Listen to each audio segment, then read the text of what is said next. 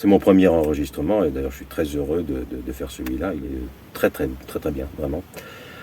J'avais lu évidemment Shining, Carrie, Cujo, Christine. Il y avait aussi un recueil de nouvelles, je crois. J'avais lu ça assez jeune. Il y avait une espèce de croque-mitaine dans un placard qui sortait comme ça. C'était un truc de fou.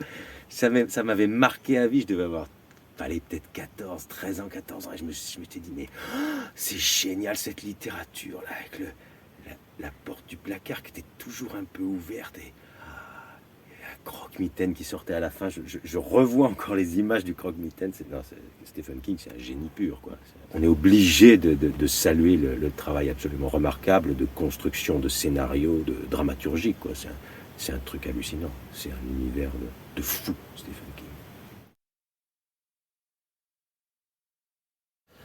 Alors des exercices, j'en ai fait plein, j'en ai toute une batterie qui m'ont été donnés quand j'étais au conservatoire, à l'école. Mais surtout pendant les 4 ans d'études de comédien, on apprend à placer sa voix.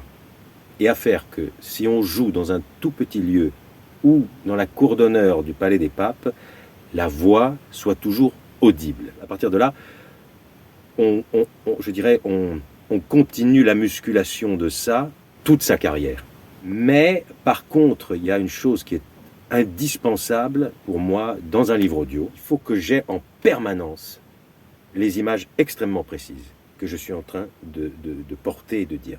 J'ai comme si j'avais des espèces de clapets qui venaient se mettre là et il y a une espèce de truc qui s'installe comme ça et je sors plus de ça. Cette concentration, elle aide aussi à tenir exactement le mot et à l'accélérer si on en a besoin ou au contraire à le ralentir.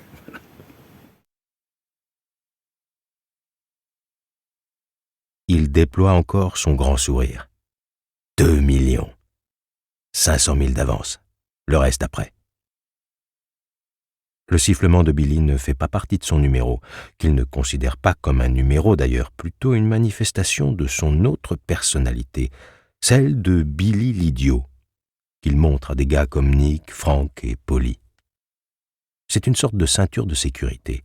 Vous ne l'utilisez pas parce que vous vous attendez à avoir un accident, mais parce que vous ne savez jamais ce que vous allez découvrir en haut de la colline devant vous. Il en va de même sur la route de la vie. Les gens déboîtent n'importe où, n'importe comment, et parfois ils prennent l'autoroute à contresens. Pourquoi autant? La plus grosse somme qu'il ait jamais touchée, c'était 70 000. C'est pas un politicien, j'espère. Je fais pas les politiciens. Rien à voir. C'est un méchant? Nick éclate de rire et secoue la tête. Il pose sur Billy un regard chargé d'une affection sincère. Ah, avec toi, c'est toujours la même question. Billy acquiesce. Billy l'idiot est peut-être une arnaque, mais ça, c'est la vérité. Il ne s'occupe que des méchants. Ça lui permet de dormir la nuit. Il va sans dire qu'il gagne sa vie en travaillant pour la même catégorie de personnes, mais il n'y voit aucune contradiction morale. Que des méchants le paient pour liquider d'autres méchants ne lui pose aucun problème.